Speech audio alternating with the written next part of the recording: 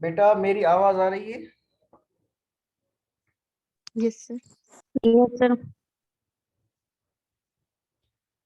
Bismillahirrahmanirrahim. Dear, we are meeting in our second session, lecture number 8. And in this session, we are going to discuss impression management. बेटा ये जो पहले दो थे आपने वो देखा, सेल्फ हैंडीकैपिंग और फॉल्स मोडेसिटी। ठीक है बेटा, यानी वो थोड़े नेगेटिव पहलुओं वाले थे। अब आप अपनी यानी जब आप दुनिया के सामने अपने आप को पेश करते हैं तो उसमें ये यानी आपकी कमजोरियां, कमजोर तरीका होता है, यानी वीकनेसेस होती हैं जो आपकी अपनी प्रेजेंटेशन में देखी जाती हैं। अब जो थर्ड कॉन्सेप्ट है वो थोड़ा मुख्तलिफ है, इंप्रेशन मैनेजमेंट। यानी ये पॉजिटिव भी हो सकता है, नेगेटिव भी हो सकता है। पॉजिटिवली अगर आप यानी किसी अच्छे मकसद के लिए आप अपने इम्प्रेशंस, फॉर एग्जांपल जॉब के लिए जाते हैं, इंटरव्यू के लिए जाते हैं, वहां पे अगर आप अच्छे इम्प्रेशंस डालते हैं उससे आपको क्या कामयाबी मिलती है, तो ये पॉजिटिव भी है। तो ये बिनिस्बत उन दोनों के ये कुछ यानी कि अलग सा जो है वो कॉन्सेप्ट है, इम्प्रेशन मैनेजमेंट। इम्प्रेशन कहते हैं बेटा तासुर को, आप सामने वाले लोगों के दिलो दिमाग पर अपनी शख्सियत के बारे में कुछ तासुर जनरेट करते हैं। मैनेजमेंट, बेटा मैनेजमेंट का मकसद ये है कि जो तासुर हैं आप जो डाल रहे होते हैं उनको आप मैनेज कर रहे होते हैं। मैनेज करना कैसे? फॉर एग्जांपल आपने देखा होगा कभी कभी आप पानी वगैरह भरते हैं तो जो बर्तन है वो टूटी के नीचे रखते हैं। जब आप देखते हैं कि टूटी किसी और तरफ जा रही है और पानी किसी और तरफ जा रहा है और बर्तन थोड़ा हटा हुआ है, आप बर्तन को थोड़ा हटाकर पानी के नीचे करते ताकि पानी उसमें बर्तन में जाए। तो बेटा बिल्कुल उसी तरह आप जो वो तासुर जो दूसरे लोगों पे छोड़ रहे होते हैं उन तासुर को आप मैनेज कर रहे होते हैं। अगर आप देख रहे होते हैं कि भाई मैं बातचीत तो कर रहा हूँ लेकिन मेरी आवाज नहीं जा रही लोगों तक, वो नहीं सुन रहे, आप थोड़ा लाउडली बोलते हैं, ठीक है, तो आप ये नहीं अपने आप को क्या क्या क्या कहते हैं कि एडजस्ट करते रहते हैं ड्यूरिंग द इंटरेक्शन, ताकि आपका इंप्रेशन जो है वो अच्छे से अच्छा डेवलप हो। Number one, to a varying degree we are continually managing the impressions we create। यानी आप क्या कर रहे होते हैं, हर लम्हे आप अपने इंप्रेशंस को मैनेज कर रहे होते हैं। वो इंप्रेशंस जो आप क्रिएट करते हैं यानी आप उनको एडजस्ट करते रहते हैं। Whether we wish to impress, आया आप दूसरे लोगों को इम्प्रेस करना चाह रहे हो। इंटिमिडेट, बेटा इंटिमिडेट कहते हैं डराना। कभी कभी आप दूसरे लोगों को डरा भी रहे होते हैं, ठीक है ना, ये होता है बेटा अक्सर। यानी हम एक दूसरे को डराते हैं, जब प्यार मोहब्बत से काम नहीं चलता तो फिर आप डराते हैं, आपने ये नहीं किया तो फिर ये कर दूंगा।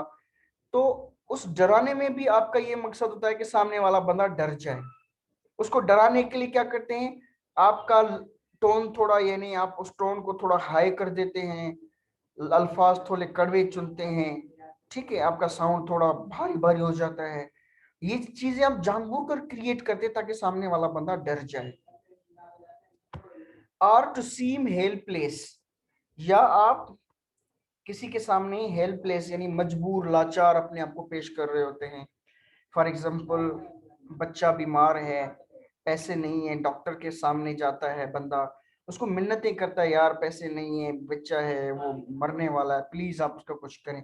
उसके सामने बंदा हेल्पलेस होता है। तो ये मुख्तलिफ आपके इंसान के यानी अंदाज होते हैं जिनके जिनके जरिए वो दूसरे लोगों के सामने आता है, इम्प्रेस करता है, डराता है, लाचार बनाकर अपने आप को पेश करता है।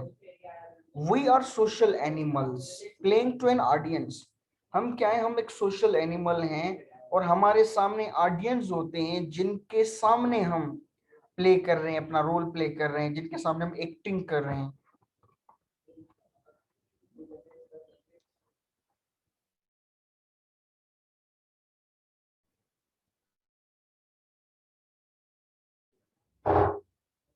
अच्छा, number two, self presentation refers to our wanting to present a desired image। self presentation जैसा कि हम पहले डिस्कस करके हैं डेफिनेशन में, आप अपना डिजायर्ड इमेज पेश करना चाहते हैं लोगों के सामने, both to an external audience, यानी आप डिजायर्ड इमेज जो है वो किन किन के सामने करना चाह रहे होते हैं, एक्सटर्नल ऑडियंस यानी अदर पीपल, वो जो दूसरे लोग होते हैं आपके आसपास, उनके सामने भी अपना डिजायर्ड इमेज पेश कर रहे होते हैं। और उसके साथ साथ एक और ऑडियंस होता है जिसको हम कहते हैं इंटरनल ऑडियंस। इंटरनल ऑडियंस कौन होता है बेटा? वो आप अपने आप खुद होते हैं, यानी आपकी परफॉर्मेंस जो है वो सिर्फ लोग नहीं देख रहे होते, आप अपनी परफॉर्मेंस खुद भी देख रहे होते हैं कि मैं किस तरह से अदाकारी कर रहा हूं, या मैं किस तरह से एक्टिंग कर रहा हूं, या मेरी परफॉर्मेंस किस तरह से जा रही है। आपकी परफॉर्मेंस सिर्फ दूसरे लोग नहीं देख रहे होते, बल्कि आप भी उस पर तवज्जो से आप उसको देख रहे होते हैं, नोट कर रहे होते हैं। Number 3, we excuse, justify or apologize is necessary to shore up our self esteem and verify our self image। आप क्या कर रहे होते हैं? आप अपनी सेल्फ स्टीम को बढ़ाने के लिए या अपना सेल्फ सेल्फ इमेज जो वो उसको एलिवेट करने के लिए कभी कभी आपको एक्सक्यूज करना पड़ता है, तो आप एक्सक्यूज करते हैं। कभी कभी आपको एक्सप्लेन करना पड़ता है, जस्टिफाई करना पड़ता है अपना कोई बिहेवियर, आप वो चीज करते हैं। कभी कभी आपको माफी मांगनी पड़ती है, आप वो करते हैं। तो ये सारी चीजें आप कर रहे होते हैं। ये एक इम्प्रेशन मैनेजमेंट का अंदाज होता है जिसमें आप ये सारी चीजें कर रहे होते हैं ताकि दूसरे लोगों पर आपका इंप्रेशन अच्छा पड़े। नंबर 4, इन फेमिलियर सिचुएशंस। बेटा फेमिलियर सिचुएशंस वो सिचुएशंस कहलाती हैं जो डेली लाइफ में बार बार आती हैं। अब आप देखें, अब आप अपनी फैमिली के सामने होते हैं, वो आपकी फेमिलियर सिचुएशन है। आप अपने दोस्तों के सामने होते हैं, वो आपकी फेमिलियर सिचुएशन है। आप अपने क्लास फेलोज के सामने आते हैं, वो आपकी फेमिलियर सिचुएशन है।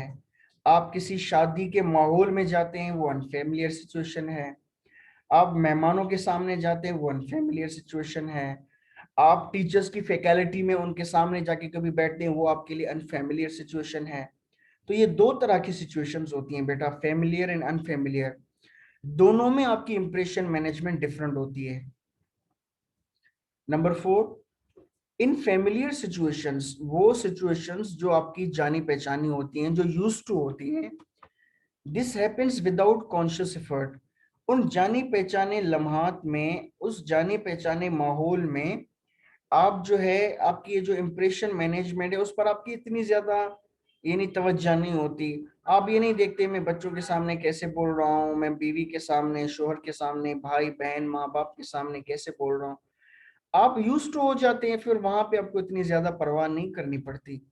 लेकिन जब आपके लिए कोई नया माहौल होता है, वहां पे फिर आप कॉन्शियस हो जाते हैं कि मैं क्या बोल रहा हूँ, क्या कह रहा हूँ, बैठा कैसे हूँ। ये मेहमानों के सामने, दावतों में, या टीचर्स के सामने, ये चीज आप थोड़ा फील करते होंगे। Number 5, in unfamiliar situations, perhaps at a party with people we would like to impress, or in conversation with someone of the other sex। यानी पार्टीज फॉर एग्जांपल होती हैं बेटा, ये जब कभी इंप्रेशन की बात आती है तो इसमें मैं ये तो नहीं कहूंगा सारे लोग, लेकिन काफी लोग ऐसे होते हैं, यानी इंप्रेशन का जब लफ्ज आता है तो हमें अपोजिट सेक्स यानी माइंड में आ जाता है। if there are boys they try to impress girls, and if there are the girls they try to impress boys। we are acutely self conscious। इस तरह के माहौल में हम क्या हो जाते हैं?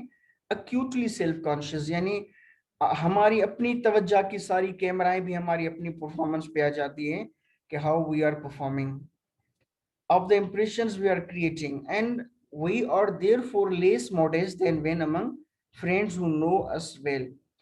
यानी कि जो फ्रेंड्स हमें जानते हैं उनके सामने हमें इतना बनने की जरूरत नहीं होती, क्योंकि वो हमें अच्छे से जानते हैं। लेकिन हम बनते किन के सामने हैं? जो हमें इतना नहीं जानते, ठीक है, और जिनकी हमें थोड़ी परवाह होती है कि यार हमारा इमेज थोड़ा अच्छा हो उन लोगों के सामने, वहां पे हम थोड़ा बनने की कोशिश करते हैं उन लोगों के सामने।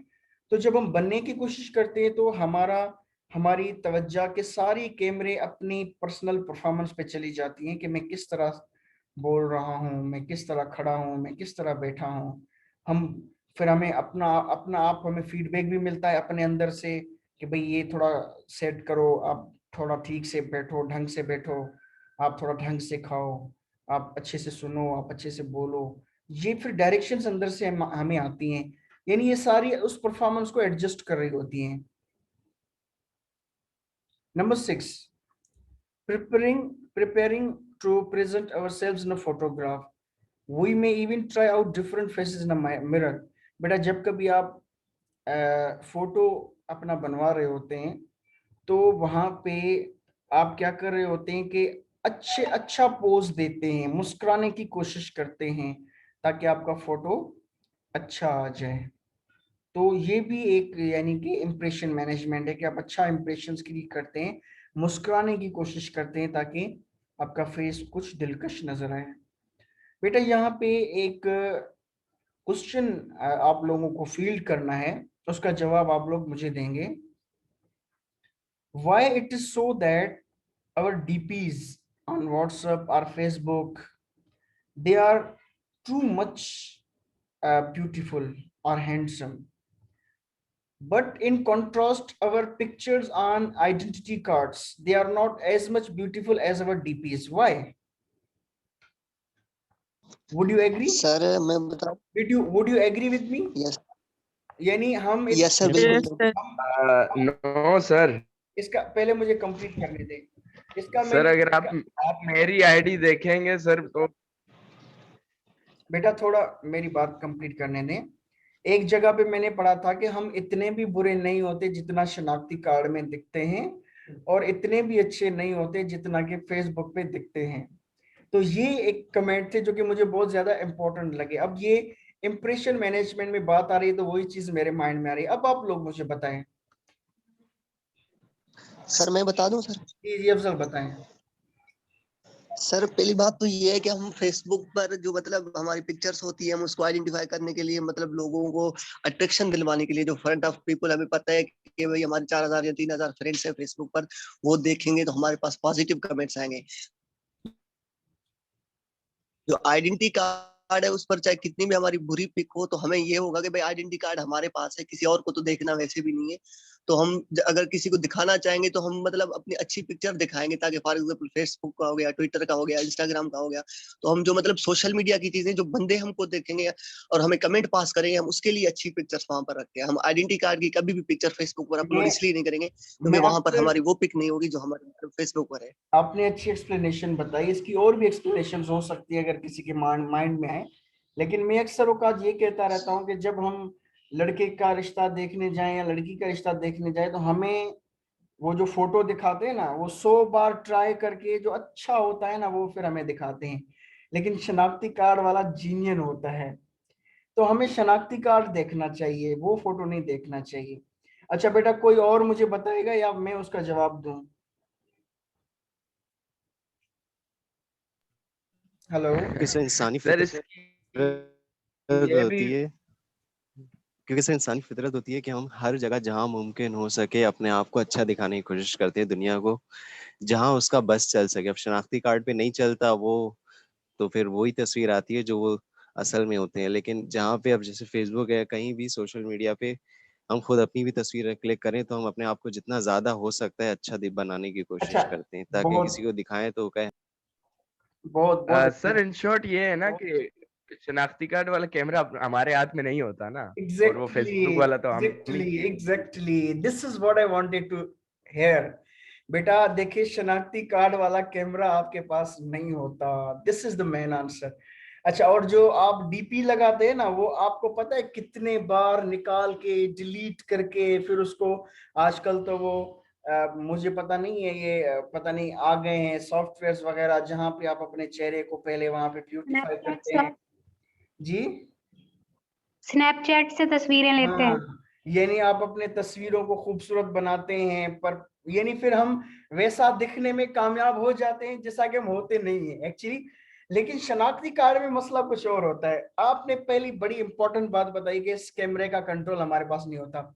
दूसरी बात मैं आपको बताता हूं कि हम इतने भी बुरे नहीं होते जितने तस्वीर निकल जाती है। मैंने जब अपना दूसरा, मेरा अभी दूसरा कार्ड भी खत्म होने वाला है, तो वो जब मैं बनाने गया तो इस चीज का मुझे पता था कि कैमरे पे मेरा कंट्रोल नहीं होगा। तो मैंने उसे रिक्वेस्ट की कि यार देखें, आप तस्वीर जो वहां पे फाइनल करेंगे तो मुझे पहले दिखाएंगे थोड़ी। उसके साथ थोड़ी यानी टर्म्स बनाकर अच्छे से बात करके मुस्कुराकर फिर उसने मेरी बात रखी, और फिर उसने अच्छी वाली तस्वीर जो 4-5 स्नैपशॉट निकाले, उसने कुछ मुझे डायरेक्ट भी किया, आप इस तरह से बैठे हैं ये वो। तो जो अच्छी वाली बनी वो उसने रखी, बाकी डिलीट कर दी। तो बेटा मसला ये है कि जब हम वहां पे बैठे होते हैं ना, तो हमें अंदर से एंजाइटी आती है, यार पता नहीं तस्वीर कैसी हो। आप अभी तैयार ही हो रहे होते हैं तस्वीर के लिए, अभी आंखें बड़ी कर रहे होते हैं, तो बड़ी आंखों के दरमियान आपका फोटो खिंच जाता है, और फिर पता नहीं कितने 10 साल कार्ड चल रहा है, 10 साल आप वो बड़ी आंखों वाला कार्ड अपने पास रख के बैठते हो, आप उसको छुपा छुपा रहे होते हैं। तो थिंग इज दैट आप वहां पे यानी थोड़ा सा ज्यादा बनने की कोशिश करते हैं कि भाई अच्छी तस्वीर आए। आप अगर नॉर्मल होके बैठे हैं तो इतनी बुरी भी ना आए जितनी बुरी आ जाती है, एंजाइटी आती है। और फिर आप अभी अपने आप को यानी एडजस्ट ही कर रहे होते हैं, तो वहां पे उसके अपनी तस्वीर खींच लेता है एडजस्टमेंट के प्रोसेस के दौरान ही। इसी वजह से यानी कि आपकी तस्वीर उतनी दिलकश या अच्छी नहीं आती। अच्छा बेटा, number 7 people express more modesty when their self-flattery is vulnerable to being debunked, perhaps by experts who will be scrutinizing their self-evaluations। अच्छा बेटा, लोग सच उगलना कब करते हैं? कहते हैं ना, लोग जब पता होता है ना कि भाई मैं फॉर एग्जांपल दूसरे लोगों को तो मामू बना लेता था, लेकिन आज जो सामने लोग हैं इनको मैं मामू नहीं बना सकता, उनके सामने फिर बंदा शरीफ बन जाता है, उनके सामने फिर बंदा असल आ जाता है, असल पे आ जाता है। उनके सामने फिर वो फ्लैटरी वगैरह या वो जो चीजें करता है वो नहीं करता। फॉर एग्जाम्पल कोई स्टूडेंट हो, वो ये कहे कि भाई मैं हम अपने मोहल्ले में हमारी इतनी इज्जत ये वो, ठीक है। अब क्लास में सारे बेचारे बच्चे उसको सच समझ रहे होंगे, लेकिन अगर उसके अपने मोहल्ले का कोई बंदा आ गया, वो भी क्लास में बैठा होगा, उसको पता होगा यार ये तो सच बोल देगा अगर मैंने ऐसी इस तरह की कोई बात की, तो फिर वो वहां पे ऐसी बात नहीं करेगा, या भी यानी जहां पे उसके पकड़े जाने का खौफ होगा वहां पे वो इस तरह की चीजें नहीं करेगा। Number 8, a professor will express less confidence in the significance of his work when presenting it to professional colleagues than when presenting to students। बेटा ये बहुत ही प्यारा मिसाल आ गया है कि आप जो है कोई भी टीचर जो है ना, वो स्टूडेंट के सामने कॉन्फिडेंटली अपनी चीजें पेश कर रहा होता है, लेकिन अगर उसके सामने दूसरे सारे टीचर्स बैठे हों, वाइस चांसलर बैठे हों, प्रोफेसर बैठे हों, वहां पे उसको उतना कॉन्फिडेंस नहीं होगा जितना कि स्टूडेंट के सामने होता है। Number 9, by continually monitoring their own behavior and noting how others react, they adjust their social performance when it is not having the desired effect। अच्छा बेटा, आप क्या कर रहे होते हैं? मॉनिटर कर रहे होते हैं अपनी परफॉर्मेंस को। मॉनिटर करना यानी देखना।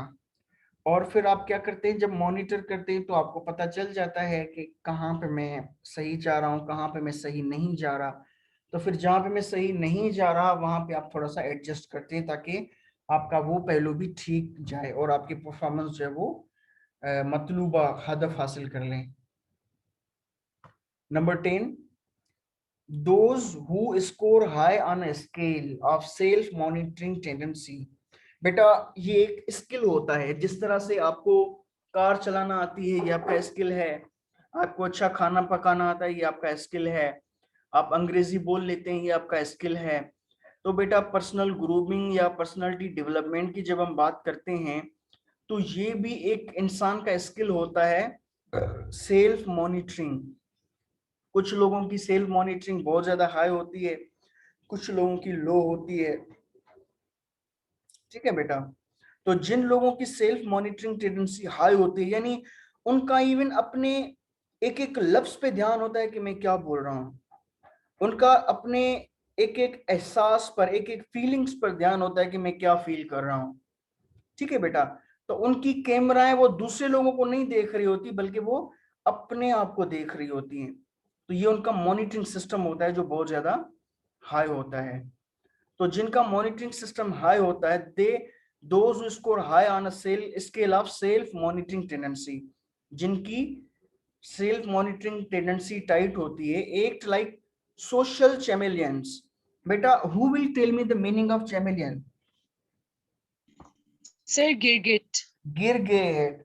गिरगिट की खुसूसियत क्या है? सब रंग बदलता है। रंग बदलता है, रंग बदलता है गिरगिट। तो हम क्या होते हैं दूसरे लोगों के सामने, जिनकी सेल्फ मॉनिटरिंग टेंडेंसी बहुत ज्यादा हाई होती है, उनको गिरगिट कहा जा सकता है कि वो अपनी परफॉर्मेंस को एडजस्ट करते रहते हैं, यानी आगे पीछे चेंज करना, बदलना, ये चीजें करते रहते हैं ताकि उनका मतलूबा हदफ हासिल हो जाए। They act like social chameleons, they adjust their behaviour in response to external situations. जैसे जैसे एक्सटर्नल सिचुएशन, बाहर की सिचुएशन तब्दील होती रहती है, हम भी अपनी परफॉर्मेंस को तब्दील करते रहते हैं। This help them adopt to new jobs, roles and relationships. और यही चीज जो वो उनको हेल्प करती है, किस चीज में? Adopt to new jobs. अगर यानी वो नई जॉब में चले गए हैं, तो उस नए माहौल में उनको अडॉप्ट करना पड़ता है, वो अपने बिहेवियर को मॉनिटर करेंगे, तब जाकर वो अच्छे से चल पाएंगे। रोल्स, रिलेशनशिप, अपने ताल्लुकात को। बेटा कभी कभी क्या होता है कि आप जो है ना, वो अपनी परफॉर्मेंस पे आपका ध्यान होता ही नहीं है। आपको अपनी परफॉर्मेंस पे ध्यान होना चाहिए। आपको अगर कुछ पता नहीं चल रहा, आप फीडबैक लें दूसरे लोगों से, भाई tell me about myself, I have to improve myself, मेरे बारे में बताएं। और फिर इन चीजों को थोड़ा यानी सिंसेरिटी के साथ सुनना और उन पर फिर अमल भी करना, ये वो चीजें जो आपको थोड़ा इफेक्टिव बनाती हैं। Number 11, there was my friend, एक मेरा दोस्त है या था, मैं नहीं कह सकता, तो किसी इदारे में था। His performance was very weak, उसकी परफॉर्मेंस बहुत ज्यादा वीक थी। उसके अलावा सबका मानना था कि ये अच्छा बंदा नहीं है, ये नहीं अच्छे से परफॉर्म नहीं करा, लेकिन वो कहता था मुझ जैसा अच्छा कोई बंदा है ही नहीं। वो किसी की बात मानने के लिए, सुनने के लिए तैयार ही नहीं था, और वो अपनी परफॉर्मेंस को देखने के लिए तैयार ही नहीं था कि भाई मुझसे अगर मेरे बच्चे खुश नहीं हैं, मुतमिन नहीं है, तो मैं अपनी अपनी तरीकेकार को थोड़ा मैं चेंज कर लूं, अपने बिहेवियर को थोड़ा चेंज कर लूं। नहीं, सारा इदारा उसके खिलाफ ये नहीं होता था, फिर भी वो कहता था नहीं मुझ में तो प्रॉब्लम है ही नहीं। इट मीन्स उसका जो सेल्फ मॉनिटरिंग सिस्टम है वो बहुत ज्यादा वीक था, वो अपनी परफॉर्मेंस को देखने की सलाहियत रखता ही नहीं था। Number 11, those who score low in self monitoring, यानी जिनका जिनका स्कोर बहुत ज्यादा लो है सेल्फ मॉनिटरिंग स्केल में, care less about what others think. वो ये कहते हैं भाई दूसरे लोग सोचते हैं, मैं क्या जानूं, ये मेरा थोड़ी काम है। भाई आपको उन लोगों के साथ रहना है। अब एक नई नवेली दुल्हन है, उसको नए माहौल में एडजस्ट करना है, उसको अपना प्रीवियस माहौल पूरा माइंड से निकाल देना है कि ये वो मेरा मायका था, वहां पे ड्रेसिंग कैसे होगी। ऐसा नहीं है कि भाई मैं जो पहनूं, जो मेरी मर्जी, दूसरे जो सोचते हैं मेरी सेहत पे क्या असर पड़ता है। बेटा आपके जो भी घर वाले हैं, सास है, ससुर है, देवर है, ननदे हैं, शोहर है, इनका फर्क पड़ना चाहिए। जब फर्क पड़ेगा, ये क्या सोचते हैं, जब आप पे फर्क पड़ेगा तब जाकर वो माहौल आपके लिए जन्नत जैसा बनेगा। तो we have to adopt new environments, नए माहौलों में हमें अपने आप को ढालना होता है। दूसरी बात बाजुकात मैं अक्सर कहता रहता हूँ, वो ये है कि हम नए माहौल में नाकाम इसीलिए भी होते हैं कि जो इन ग्रुप और आउट ग्रुप का कॉन्सेप्ट है वो हमारा अच्छे से नहीं समझा हुआ होता। हम मायके से चले आते हैं बेटा, अब वो माहौल आपका नहीं है, नहीं है, नहीं है। आपकी भाभियां, आपके भतीजे, वो चाहेंगे तो 2 दिन भी आपको रहने देंगे, नहीं चाहेंगे तो नहीं रहने देंगे। It is there, it is not yours. लेकिन आप अभी तक उस माहौल को अपना इन ग्रुप मान रहे होते हैं कि भाई वो ही मेरा इन ग्रुप है। नहीं बेटा, वो आपका इन ग्रुप नहीं है, वो आपका आउट ग्रुप बन चुका। और जो आप नए माहौल में आ गए हैं, नया माहौल आपका आउट नहीं रहा, अब ये आपका इन ग्रुप हो गया। लेकिन आप उस इन ग्रुप को मानने के लिए तैयार नहीं होते, आप उसको आउट ग्रुप मान रहे होते हैं। इन लोगों की छोटी छोटी बात मायके में पहुंचा रहे होते हैं। तो बेटा ये तरीका होता है जो आपको उस माहौल के लिए नापसंदीदा बना देता है। तो करना क्या होता है, जिस दिन यानी हमारी बेटियां बहनें जिस दिन अपने मायके से अपने ससुराल चली जाती हैं, खुद को ये बताएं कि जो अब मेरे भाई बहनें माँ बाप ये पराये हो गए, मेरे हैं ही नहीं। मेरा अपना कौन है? मेरा अपना शोहर है, मेरी अपनी मेरी सास है, मेरा अपना मेरा ससुर है। This is new environment for me. अच्छा, they are more internally guided and this more likely to talk and act as they feel and believe। यानी वो समझते हैं कि जो हम सोचेंगे, जो हम फील करेंगे, हम बस उस हिसाब से ही करेंगे। दूसरे लोग क्या सोचेंगे, क्या एक्सपेक्ट करते हैं, हमें इसकी कोई परवाह नहीं है। बेटा यही चीज उनको नाकाम करने के लिए काफी होती है। जी बेटा, this was all from my side. If you have any question, any point to add? Sir ji sir ये जो आपने लास्ट पॉइंट 10 पढ़ा है, इसमें आपने फर्स्ट सेमेस्टर में एक थ्योरी भी पढ़ाई थी ना, सर्वाइवल ऑफ द फिटेस्ट। तो वो भी आई थिंक इसके मुतालिक है ना, कि जो फिट होगा वो एडजस्ट कर लेगा। एग्जैक्टली और और बेटा फिट कौन होगा? जो अपने हालात को जो अच्छे से करे, अपने हालात को अच्छे यस से सर, अंडरस्टैंड करे, उस नए हालात में कौन सी एक्सपेक्टेशंस हैं, उन एक्सपेक्टेशंस को अंडरस्टैंड करेगा, तब जाकर यानी आपका माहौल बनेगा। बेटा हम ये समझ रहे होते हैं, क्योंकि हम वहां पे जाते हैं ना, हम ये कहते हैं हमारी एक्सपेक्टेशंस हैं, हम बैठे रहें, हमारी सास जो है वो हमारी माँ बन जाए, हमारी ननद है हमारी बहन बन जाए, हमारे देवर हमारे भाई बन जाए। बेटा it is a really difficult task जो कि आपको ही मुमकिन बनाना चाहिए। बेटा आप अपनी माइक बंद कर दें प्लीज। यानी ये चीज आपको मुमकिन बनानी होती है, कोई बनी बनाई चीज आपको नहीं मिलेगी। जिस तरह से एक होता है ना, बना बनाया सूट जाके हमने खरीद लिया, ये जो अच्छे ताल्लुकात हैं ये बना बनाया सूट नहीं है, बल्कि ये कच्चा सूट है जो आपने अपनी मर्जी से, अपनी ख्वाहिश से, अपनी चाहत से उसको बनाना पड़ता है। जी बेटा, कोई सवाल, कोई पॉइंट ऐड करना हो किसी को? सर मेरा एक ये सवाल है कि अगर हम दूसरों के ही अकॉर्डिंग चलेंगे तो खुद का क्या करेंगे? जैसे कि मुझे आर्ट्स पढ़ना है और सब कहेंगे नहीं तू एक कहेगा इंजीनियरिंग पढ़, एक कहेगा मेडिकल पढ़, एक पता नहीं क्या क्या, तो इससे तो मैं अपनी परफॉर्मेंस नहीं दे पाऊंगा ना। नहीं और आप मतलब मुझे देखें, तो आपने कहा कि मैं दूसरों आपका का मैं कहने आपका मैं आपका सवाल समझ गया मुजम्मिल। बेटा आपने मैक्रो और माइक्रो का कॉन्सेप्ट समझा है? Macro and micro. जी सर थोड़ा बहुत। मैक्रो कहते हैं बड़ी बड़ी चीजें, माइक्रो कहते हैं छोटी छोटी चीजें। अब ये जो चीजें हम कह रहे हैं ना, ये माइक्रो के बारे में कह रहे हैं और आप मैक्रो का सवाल कर रहे हैं। माइक्रो का ये है, फॉर एग्जांपल बेटा आप क्लास में बैठे हैं, ठीक है, वहां पे आप जुराबें पहन कर आए हैं और उनमें बहुत ज्यादा बदबू है, ठीक है, आसपास के बच्चों को तकलीफ हो रही है, और आप कहते हैं नहीं भाई मुझे दूसरों का क्या, मुझे तो अपने हाल से जीना है, मुझे तो इसमें तो बड़ी खुशबू आ रही है। तो बेटा you have to think others of as well, आपको दूसरे लोगों का भी सोचना है, छोटी छोटी चीजों के बारे में। बाकी जॉब आपको कौन सी करनी है, सब्जेक्ट आपको कौन सा पढ़ना है, किसके साथ शादी करनी है, कहाँ रहना है, कहाँ जॉब करनी है, ये आपकी लाइफ के प्राइवेट मामलात होते हैं, इनमें आपको अपनी सुननी होती है। लेकिन डे टू डे लाइफ में जो छोटी छोटी चीजें होती हैं उनमें आपको दूसरों की भी परवाह करनी पड़ेगी। बात समझ में आ रही है? Yes sir yes. एक बार बाज़-औक़ात हम कहते हैं आप लोगों ने मोटिवेशनल स्पीकर्स, ये जो इन लोगों का ज्यादा कहते हैं ना, आज भीड़ बकरियों से भी ज्यादा ये लोग हो गए, तो इन्होंने भी कुछ माहौल को खराब कर दिया कि नहीं आप अपना सोचें, जो आप सोचते हैं, पूरी दुनिया की परवाह ना करें। भाई हमें हमारा मजहब कह रहा है आप दुनिया की परवाह करें।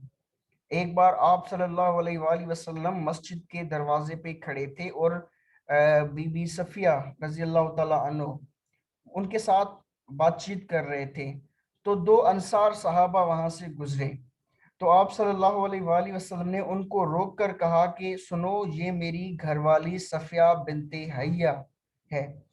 तो उन अंसारी सहाबा ने कहा या रसूल अल्लाह, हम आपके बारे में कोई गलत फहमी कर सकते हैं कि आप किसी और खातून से बात कर रहे होंगे, नऊज बिल्ला। तो उसने कहा नहीं, शैतान खून की तरह दौड़ता है इंसान में, वो कभी कुछ भी माइंड में चीज आ सकती है। तो बेटा यहाँ पे आप सल्लल्लाहु अलैहि वसल्लम खुद जो है वो दूसरे बंदे को एक्सप्लेन कर रहे होते हैं कि बेटा असल हकीकत ये है, शायद आपके माइंड में कोई और बात ना आ जाए। हम किस खेत की मूली हैं कि हम दूसरों की परवाह ना करें। वी हैव टू, हमें जिस माहौल में रहना है उस माहौल के लोग हमें चाहिए। हम ऐसा नहीं है, जंगल में नहीं रहते जो जंगल का कोई जानवर हो बस घास खा के सो जाए, उसको किसी की परवाह ना हो। बेटा हमें लोगों की परवाह है, हमें लोग चाहिए बातचीत के लिए हमें लोग चाहिए। हम लोगों के साथ ही समाज होता है हमारा। तो हमें बड़े बड़े जो जिंदगी के मामलात हैं आप उनमें अपने दिल की जरूर सुने, लेकिन जो छोटे छोटे मामलात होते हैं, छोटी छोटी चीजें होती हैं, उनमें आपको दूसरों की परवाह भी करनी पड़ेगी। Is it clear? Hello. Yes sir. अच्छा, यस सर। फॉर एग्जाम्पल आप कहते हैं भाई मेरे छोटे भाई की शादी है, रात को 9 बजे से लेकर सुबह 5 बजे तक में जो वो ये जो सहरे होते हैं बड़े लाउड स्पीकर पे ये मैं चलाता हूँ पूरे मोहल्ले में, दूसरे लोग क्या सोचते हैं मुझ पे कोई परवाह नहीं। भाई उनकी नींद खराब कर रहे हो आप, इनको अपने हद तक, खुशी को अपने हद तक रखो, दूसरों के लिए अजाब क्यों बना रहे हो आप? तो you have to care about others as well.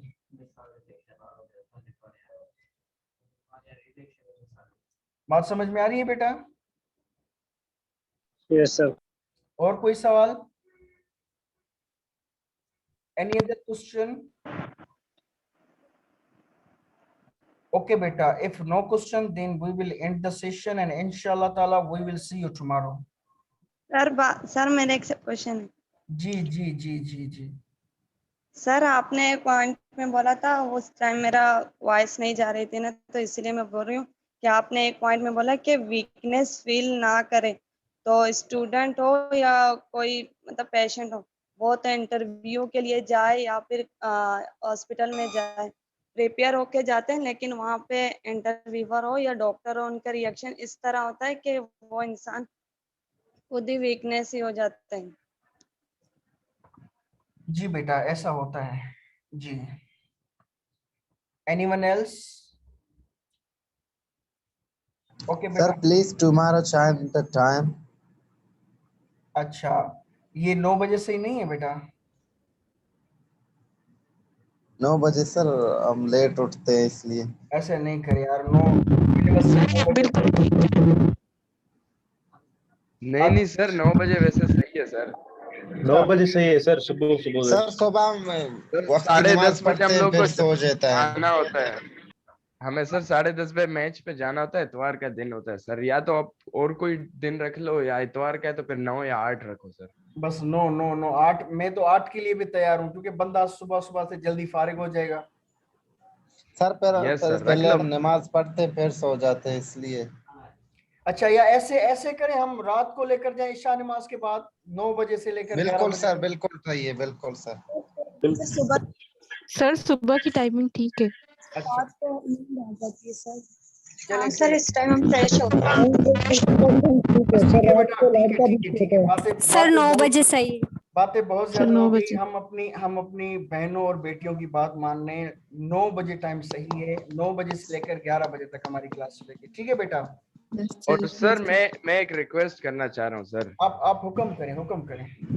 Sir ये वीकेंड्स पे सर क्लासेस थोड़े से बहुत डिस्टरबेंस होती है, जैसे कि अब सैटरडे आपको पता है कहीं जाना होता है, या हम अक्सर अपने प्लानिंग इन दिनों रख लेते हैं और क्लास होती है। तो सर ये थोड़ा सा आप अगर दूसरे दिनों पे रख लेते तो यार आपको एक बात मेहरबानी होती बताऊं, सर। आपको एक बात बताऊं, हर स्टूडेंट के साथ भी प्रॉब्लम है। कुछ टीचर्स की अपनी मजबूरियां होती हैं, ठीक है? पूरा हफ्ता जो है ना वो मैं पैक होता हूँ।